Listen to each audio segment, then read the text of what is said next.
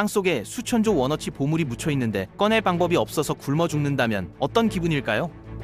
이건 소설이 아니라 남미의 아르헨티나가 실제로 겪은 일입니다. 리튬 매장량 세계 최상위권, 전기차 시대의 석유라 불리는 축복받은 땅이에요. 그런데 꺼낼 기술이 없었습니다.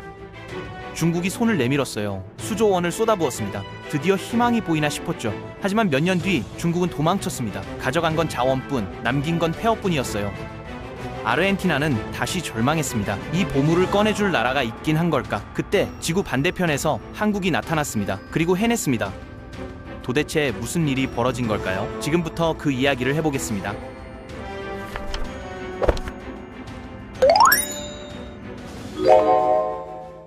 리튬, 이름은 낯설어도 여러분은 매일 이걸 쓰고 있습니다. 주머니 속 스마트폰, 책상 위 노트북, 길 위를 달리는 전기차, 이 모든 기기의 심장이 리튬 배터리예요.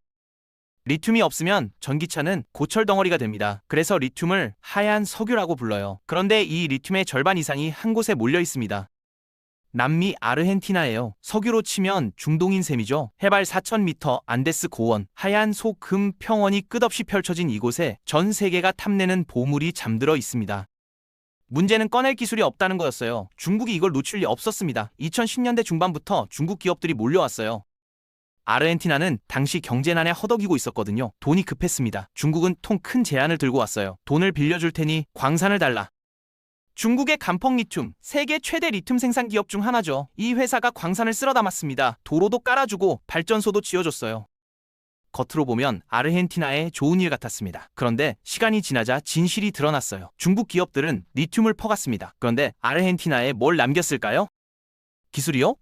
없었습니다. 중국이 쓴 건 오래된 증발 공법이었어요. 지하수를 퍼올려서 햇볕에 말리는 방식입니다.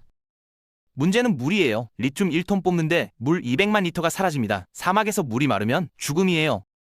원주민들의 땅이 말라갔습니다. 가축이 죽어나갔어요. 원망이 쌓여갔습니다. 수조 원을 투자하고도 남긴 건 폐허뿐이었어요. 현지인들의 신뢰는 바닥났습니다. 새 정부도 등을 돌렸어요. 세금 혜택은 끊겼고 적자는 쌓여갔습니다. 결국 중국 기업들은 쫓겨나듯 떠났습니다. 아르헨티나는 다시 막막해졌어요. 리튬은 그대로 땅속에 묻혀 있는데 꺼내줄 사람이 없습니다. 이번엔 달라야 했어요. 환경을 파괴하지 않는 기술, 현지인과 함께하는 기업, 돈만 퍼가지 않는 파트너, 그런 나라가 있긴 한 걸까? 그때 한국이 손을 들었습니다. 2018년 포스코가 아르헨티나에 발을 디뎠습니다. 아르헨티나 북서쪽 끝, 칠레와 볼리비아 국경이 맞닿은 곳. 안데스 산맥 해발 4,000m 고원에 소금 호수가 하나 있어요. 현지어로 죽은 남자라는 뜻의 옴브레 무에르토, 이름부터 불길하죠. 하얀 소금 평원이 지평선 끝까지 펼쳐진 생명이라고는 찾아보기 힘든 황량한 땅이에요. 포스코가 이 소금밭을 3천억 원에 인수했습니다. 당시 반응은 싸늘했어요. 중국이 좋은 광산은 다 가져간 뒤였거든요. 남은 건 가장 척박한 땅, 해발 4,000m에 아무 인프라도 없는 죽음의 고원이었습니다. 늦게 들어온 주제에 가장 나쁜 땅을 잡았다, 승산이 없다, 그런 평가가 지배적이었어요. 그런데 포스코는 다른 전략을 들고 왔습니다. 속도가 아니라 기술로 승부하겠다. 중국이 쓴 증발공법 기억하시죠? 짠물을 연못에 가둬놓고 2년 동안 햇볕에 말리는 방식, 느리고 땅 많이 먹고 환경 파괴하는 기술이요. 포스코는 완전히 다른 기술을 개발했습니다. 이름은 DLE, 직접 리튬 추출이라는 뜻이에요. 비유를 들어볼게요. 중국의 증발 공법은 커피를 내리는데 콩을 운동장에 널어서 2년 동안 햇볕에 말리는 거예요. 시간도 오래 걸리고 공간도 엄청 필요하고 주변이 다 엉망이 되죠. 포스코의 DLE는 에스프레소 머신이에요. 버튼 하나 누르면 몇 분 만에 진한 커피가 뽑혀 나옵니다. 빠르고 깔끔하고 공간도 적게 차지하죠. 숫자로 비교해 볼게요. 증발 공법은 리튬 얻는데 18개월에서 24개월, DLE는 며칠이면 돼요. 증발공법 회수율은 40에서 50%, 리튬 절반이 그냥 버려지는 거예요. DLE 회수율은 80% 이상, 같은 염수에서 2배 가까운 리튬을 뽑아냅니다. 환경 차이는 더 큽니다. 증발공법은 물을 끌어다 증발시켜버리잖아요. 한번 쓴 물은 사라지는 거예요. 땅이 마르고 생태계가 죽습니다. DLE는 리튬만 뽑고 남은 물을 정제해서 다시 땅으로 돌려보내요. 물을 재사용하는 거죠. 중국은 환경을 파괴하며 리튬을 캤지만 한국은 환경을 지키며 리튬을 캤습니다. 기술 하나로 게임의 규칙이 바뀐 거예요. 그런데 이 기술이 하루아침에 뚝딱 나온 걸까요? 절대 아닙니다. 이야기를 2010년으로 돌려볼게요. 그해 포스코 연구소에 작은 팀이 꾸려졌습니다. 리튬 추출 기술을 연구하는 팀이었어요. 당시는 전기차 시대가 열리기 전이라 회사 안에서도 관심이 크지 않았죠. 연구원들은 묵묵히 실험을 반복했습니다. 염수에서 리튬만 분리하는 방법을 찾아야 했어요. 수백 번, 수천 번의 실험, 실패의 연속이었습니다. 문제가 한두 개가 아니었어요. 염수에는 리튬만 있는 게 아닙니다. 마그네슘, 칼슘, 나트륨 같은 불순물이 잔뜩 섞여 있어요.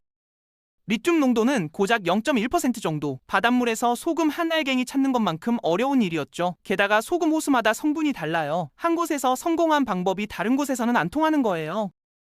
연구팀은 좌절했습니다. 그리고 2016년 결정적인 순간이 찾아왔어요. 내부 연구팀이 보고서를 올렸습니다. 결론은 이랬어요. 리튬 추출 프로세스, 경제성 없음, 사업화 곤란, 수년간 연구했는데 결론이 포기? 이 보고서를 본 권호준 회장이 경로했습니다. 그는 보고서를 묵살했어요. 포기하지 말고 계속하라고 밀어붙였습니다. 안 되면 되게 하라. 꼭 성공시켜야 하는 국가적 사명이라고 직원들을 독려했어요. 연구팀은 다시 실험실로 돌아갔습니다. 밤낮 없이 연구를 계속했어요. 그리고 5년 뒤인 2021년 마침내 국내 최초 탄산 리튬 상업 생산에 성공했습니다. 준공식에서 권호준 회장이 이렇게 말했어요. 많은 제약에도 불구하고 비전을 포기하지 않았기에 이런 결실을 맺었습니다. 담담한 말이었지만 그 뒤에는 10년의 고군분투가 있었습니다. 모두가 안 된다고 했을 때 한 사람이 버텼어요. 그 고집이 판을 뒤집은 겁니다. 기술이 완성됐으니 이제 공장만 지으면 됐을까요? 아닙니다. 진짜 싸움은 그때부터였어요. 다시 아르헨티나 해발 4,000m 죽은 남자의 소금 호수 포스코 직원들이 처음 현장에 발을 디뎠을 때 이야기예요. 비행기가 착륙하는 순간부터 몸이 이상해집니다. 숨이 가빠요. 계단 몇 개만 올라가도 헉헉거려요. 머리가 띵하고 아프기 시작합니다. 고산병이에요. 해발 4,000m, 산소가 부족한 환경에서 인체가 적응하지 못해 생기는 증상입니다. 두통, 어지러움, 구토, 심하면 폐에 물이 차서 죽을 수도 있어요. 처음 며칠은 아무것도 못합니다. 그냥 누워서 몸이 적응할 때까지 기다려야 해요. 적응됐다고 끝이 아닙니다. 여름에는 낮 기온이 40도까지 올라가요. 자외선 지수가 11을 넘습니다. 한국에서 11이면 외출 자제 수준이에요. 여기는 그보다 더해요.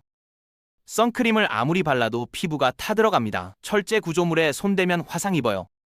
겨울은 더 혹독합니다. 기온이 영하 20도까지 떨어져요. 강풍까지 불면 체감 온도는 영하 30도, 영하 40도. 장갑을 벗으면 손가락이 얼어붙습니다. 가장 힘든 건 고립감이었어요. 가장 가까운 도시까지 버스로 편도 8시간, 병원도 없고 마트도 없고 편의점도 없어요. 직원들은 컨테이너 박스를 개조한 숙소에서 지냈습니다. 인터넷은 위성 인터넷뿐, 느리고 끊기기 일쑤였죠. 8일 동안 고지대에서 일하고 6일은 저지대로 내려가 쉬는 교대 근무. 이렇게 안 하면 몸이 버틸 수가 없어요. 밤마다 가족 사진을 보며 눈물을 훔치는 사람들이 있었습니다. 어린 자녀 얼굴을 몇 달씩 못 보는 아버지들, 부모님 병간호도 못하는 아들들, 결혼기념일에 함께 못 있는 남편들. 하지만 다음 날이면 어김없이 헬멧을 쓰고 현장으로 걸어 들어갔어요. 한 직원이 이런 말을 남겼습니다. 우리가 포기하면 끝이에요. 수년간 연구한 기술이 물거품이 되는 거잖아요. 그건 안 되죠. 그들은 버텼습니다. 그와 더불어 포스코가 한 가지 더 다르게 한 게 있어요. 중국 기업들은 땅만 사면 끝이었습니다. 현지 주민들 신경 안 썼어요. 포스코는 달랐습니다. 살타 지역 청년들을 대상으로 기술 교육 프로그램을 만들었어요. 미장, 용접, 중장비 운전, 취업에 필요한 기술을 가르쳤습니다. 110명의 청년이 이 프로그램을 수료했어요. 여성도 포함됐습니다. 그리고 368명의 현지인이 포스코 현장에 채용됐어요. 전체 인력의 54%가 살타 지역 주민입니다. 살타 주지사가 이렇게 말했어요. 포스코는 우리 지역에 일자리를 만들어주고 있습니다. 이건 단순한 투자가 아니라 파트너십이에요. 중국은 자원만 가져갔지만 한국은 사람을 키웠어요. 이 차이가 전혀 다른 결과를 만들었습니다. 2024년 10월 24일 아르헨티나 살타주 고원 황량한 소금 평원 위에 은빛 공장이 우뚝 섰습니다. 포스코홀딩스의 수산화 리튬 공장 준공식이 열렸어요. 연간 생산 능력 2만 5천 톤, 전기차 약 60만에 들어갈 배터리를 만들 수 있는 양입니다. 아르헨티나에서 비중국계 기업이 대규모 상업 공장을 가동한 건 이게 처음이었어요. 호주도 미국도 아직 파일럿 단계였거든요. 포스코가 가장 먼저 해낸 겁니다. 그런데 기쁨도 잠시, 크나큰 악몽이 찾아왔습니다. 공장 다 지어놓으니까 리튬 가격이 폭락한 거예요. 2022년에 톤당 8만 달러였던 리튬 가격이 2024년에는 1만 달러 아래로 곤두박질 쳤습니다. 1년 사이에 80% 넘게 떨어진 거예요. 왜 이런 일이 벌어졌을까요? 중국이 리튬을 과잉 생산해서 시장에 쏟아부었기 때문이에요. 의도적으로 가격을 떨어뜨려 경쟁자들을 죽이려는 전략이었죠. 치킨 게임입니다. 포스코 아르헨티나는 2024년에 1286억 원 적자를 기록했어요. 돈 먹는 하마라는 소리까지 들었습니다. 2단계 공장 건설은 연기됐어요. 다 지어놓고 망하나 그런 말이 나돌았어요. 하지만 포스코는 끝까지 버텼습니다. 본사에서 1조 1천억 원을 추가 투입했어요. 포기 안 하겠다는 의지였죠. 2025년 12월에는 인근 관권을 6,500만 달러에 추가 인수했습니다. 위기 상황에서 오히려 확장에 나선 거예요. 그리고 2026년 3월 마침내 흑자 전환에 성공했습니다. 리튬 가격이 바닥을 찍고 서서히 회복됐어요. 포스코의 DLE 기술은 원가 경쟁력이 뛰어나서 가격이 낮아도 버틸 수 있었습니다. 반면 중국의 증발공법은 원가가 높아서 저가 경쟁에서 밀릴 수밖에 없었죠. 치킨 게임에서 버틴 쪽은 포스코였어요. 숫자로 보여드릴게요. 2018년 포스코가 옴브레 무에르토 소금 호수를 인수했을 때 가격 3천억 원이었습니다. 2026년 현재 이 소금 호수의 가치는요 35조 원입니다. 100배가 넘게 뛴 거예요. 한국은 아르헨티나에 돈만 준 게 아닙니다. 기술을 줬어요. 일자리를 줬어요. 미래를 줬습니다. 증발지로 물을 말려버리던 방식이 아니라 리튬만 골라내고 물은 다시 돌려보내는 기술을 가져왔습니다. 자원을 캐는 방식부터 바꾸지 않으면 그 나라의 미래도 바뀌지 않는다는 걸 증명한 겁니다. 자원만 퍼간 중국, 미래를 함께 만든 한국, 한국과 함께한 아르헨티나의 선택은 정확했습니다. 돈이 아니라 기술, 착취가 아니라 협력, 단기 이익이 아니라 장기 신뢰. 그래서 이 협력은 아르헨티나 한 곳에서 끝나지 않았습니다. 포스코는 이 경험을 발판으로 호주 광산까지 확장하며 글로벌 리튬 생산 9만 3천 톤 체제를 향해 나아가고 있습니다. 한 번의 성공이 아니라 확장 가능한 모델이 된 겁니다. 포스코 아르헨티나는 단순한 기업이 아닙니다. 해외 언론과 현지 정부가 환경 효율성과 지역 일자리를 동시에 만든 지속가능 모델로 평가한 사례입니다. 세계가 비웃을 때 서로를 믿었던 두 나라의 증거이자 대한민국 리튬 채굴 신화가 시작된 첫 번째 이정표입니다. 그리고 이 이정표는 이제 남미를 넘어 세계로 향하고 있습니다.